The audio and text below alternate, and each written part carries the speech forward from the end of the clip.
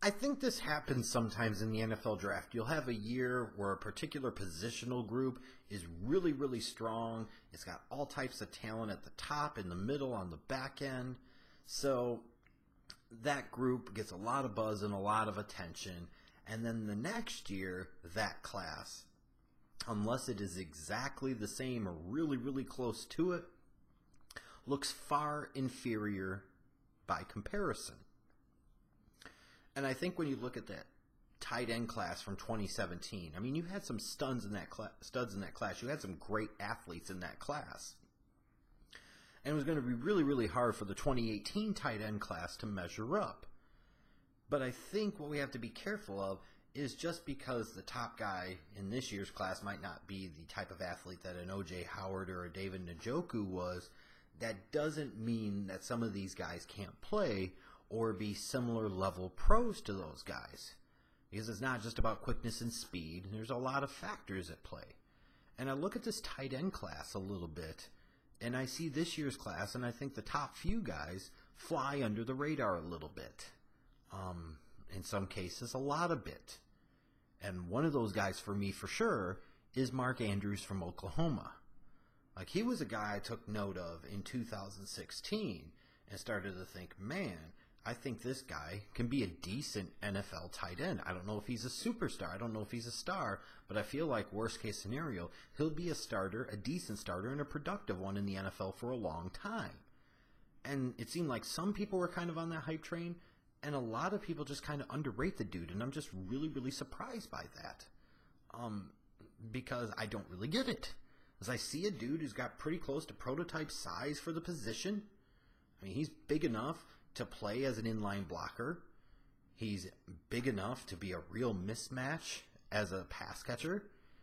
He's got really good hands, catches the ball with his hands consistently, something most of this wide receiver class this year has shown that they can do, especially a lot of the big names. And he's got a very nice catch radius, so a big dude with a big area for a quarterback to be able to throw the football to. Quarterbacks love that out of tight ends. You get that in Mark Andrews.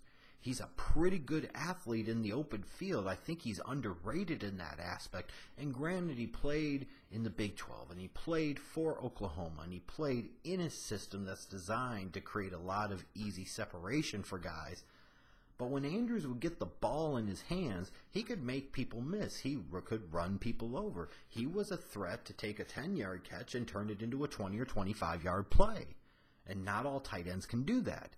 There are a number of tight ends, even guys that have some athleticism, that just don't have that type of playmaking ability to be able to extend plays like Mark Andrews can. And to me, he was a pretty good route runner. I know it can be hard sometimes when you look at those systems and you say, well, they get open all the time. Does that necessarily mean they're a good route runner? Well, in Andrews' case, I think he is. I think he's a really good route runner, pretty advanced for a college tight end. And I feel like he would be able to get to the NFL and maybe even after a small learning curve, be able to start to get some type of separation against NFL linebackers and safeties. I gotta look at him and I'm like, man, I think he's getting slept on here as a prospect. But then we come to the concerns, and I see where people, have some caution about him. His run blocking needs some serious work. He wasn't tasked with doing it a lot at Oklahoma. He wasn't asked to do it a lot at Oklahoma. And frankly, he just wasn't very good at it. He was a guy that would make contact, but he didn't really try to engage with his blocks. He didn't really try to finish his blocks on a consistent basis. He was just kind of more like giving the illusion that he was going to give a shit about blocking. And that's fine, I guess, to a degree, because ultimately if you're taking a tight end in the first or second round, if your number one concern is inline blocking, then you shouldn't be drafting a tight end anyways. You probably shouldn't be drafting for anybody, for any team. Just saying. But for the NFL to not be in a situation where you're tipping the opposing defenses as to what play you're calling by saying, hey, they know this guy can't block worth of shit, so every time he's in, or the vast majority of the time he's in, they're going to be throwing the football. Now you're tipping your hand to the defense, and they are able to adjust accordingly. He is going to have to get better at this, and it's going to take some work, as he's going from a situation where he really wasn't asked to do that a whole lot, nor should he have been, because that wasn't what he brought to the table. That wasn't where he was best at, And the best coaches get their athletes in the best possible situation to succeed and get the most out of them. Inline blocking, Mark Andrews did not go together very well, so he should not have been doing that a whole lot anyways. As I referenced a little bit ago, he played in a system that was very wide open, played with some talent around him. He had Baker Mayfield throwing him the ball the past couple of years. Year before, he had D.D. Westbrook. So he's had some talent on the offensive side of the ball and plays in a system where it was hard for teams to double team him, to make a lot of adjustments to him, because then that would just leave somebody else open and they would get crushed that way. So how much of his success is due to that system, and how much of a struggle is it going to potentially be to transition to the NFL coming out of the system that the way he did? Because he didn't play like an old school traditional tight end. So I think that's another interesting question.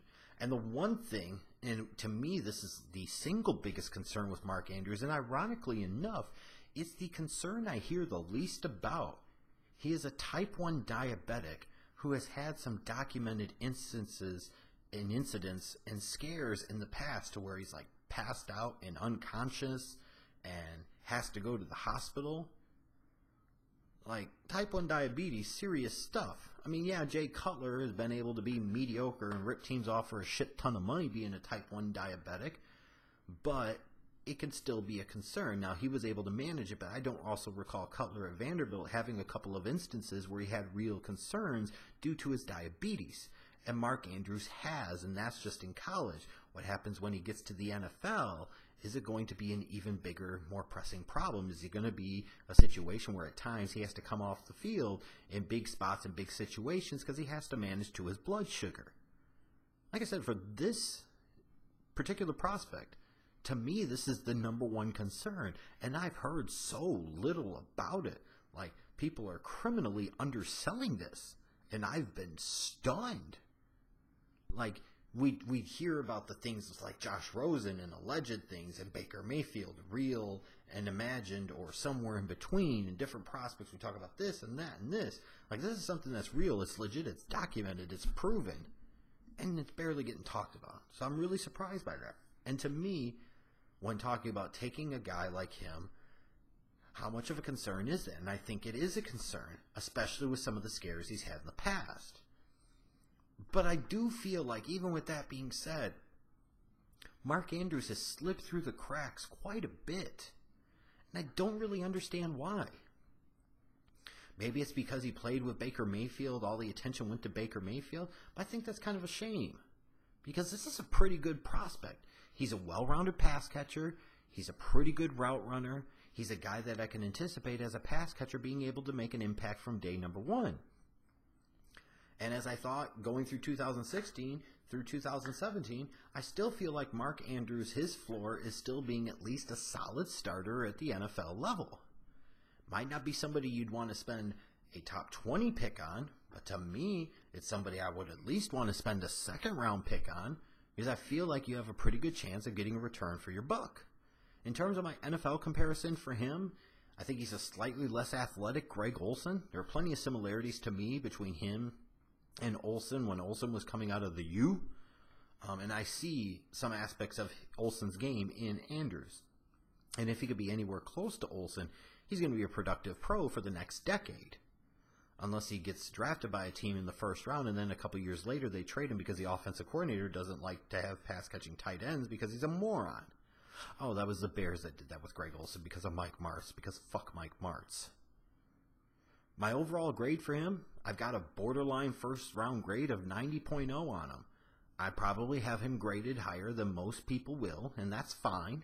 It's all about opinions and perspectives and such. But like I said, the biggest knock that I can think of on him is the one that I hear the least about, and some of the other knocks on him, I just don't know how much of a real concern they are. I think this is a pretty good prospect that's really getting slept on right now, and from a talent perspective alone is a first-round talent, but most certainly should go in round number 2 and should be no worse than the third tight end taken in this draft, because if he's not, then I wonder what teams are thinking.